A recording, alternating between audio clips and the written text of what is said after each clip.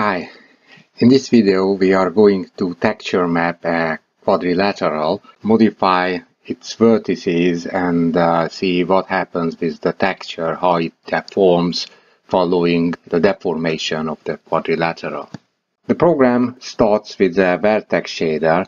This vertex shader assumes that the input register contains the vertex position in two-dimensional Cartesian coordinates, and the input register number 1 contains the associated texture coordinates.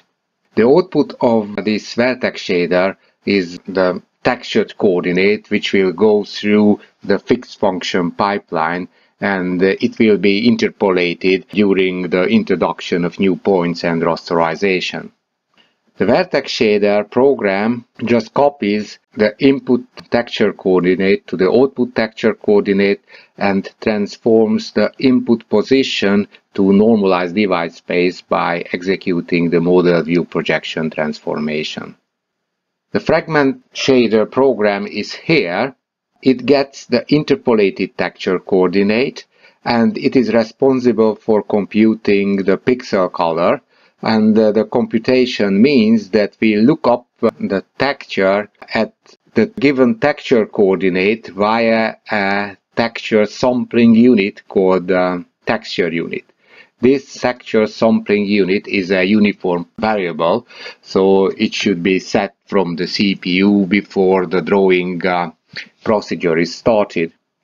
We also have another fragment program, because if we look at the implementation of texture mapping, we can see that texturing is in fact a function where the input is the texture coordinate and the output is a color. So this function, using conventional image-based texturing, is the implementation of the lookup of the image that is used for textures. However, we can compute other color values as well, completely independently of any stored images. We can use, for example, an algorithm or a function for this computation. So in the second example we use this approach is called procedural texturing. So instead of looking up the texture color, we implemented a Mandelbrot texture function that gets the texture coordinates and returns a color. The implementation of this function is here. Its actual meaning is not that important right now. In the CPU program we need a two-dimensional camera, which is represented by the center and the horizontal and vertical sizes. We will use the view and projection transformations during rendering and their inverse transformations when user inputs are processed. The user will be able to switch between image-based texturing and procedural texturing, and we will use this texture type global variable to show which texture type has been selected. We also maintain two global variables to show whether mouse buttons are pressed or not. Here is our textured quadrilateral class. It has a VAO as always and two VBOs, two arrays. The first one stores the location of the 4 points, and the second stores the associated texture coordinates. On the CPU, these arrays are the vertices and UVs. The textured quad also need a texture defined by class texture. So it is created before this texture quad is constructed. We define the 4 vertices in vert coordinates and the associated texture coordinates. Let's go back for a moment to the definition of the camera. We defined a camera which is in the origin, and the horizontal and vertical sizes in vert coordinates are 20. So comparing it to the definition of our quad, which is a square of corner points minus 10 and plus 10, we can see that this quad in fact covers the full viewport. The associated texture coordinates also define a quad of corner points 0, 0 and 1, 1, and this is the complete image in texture space. So we expect the complete image to be textured on the given quadrilateral. A VEO is generated and we bind it, and we also ask for two VBO identifiers. In the first VBO, we store the vertices, and vertices will show up in the 0 input register of the vertex shader. In the other VBO, we store the UV or texture coordinates, and these UVs go to the first input register of the vertex shader. MoveVertex function gets the cursor position when the user interacts with the program, and this function assumes that this cursor position is in normalized device space. From normalized device space, we transform the point back to vert coordinates, executing the inverse projection and the inverse view transformations. Since these are affine transformations, homogeneous coordinates can be converted to Cartesian coordinates by just ignoring the homogeneous force coordinate, because we know it for sure that it is 1, so homogeneous division can be skipped. Then this program finds that vertex of the quad that is closest to the cursor position and modifies that vertex to the current location of the cursor. So that's why one of the vertices of the quad will follow the cursor.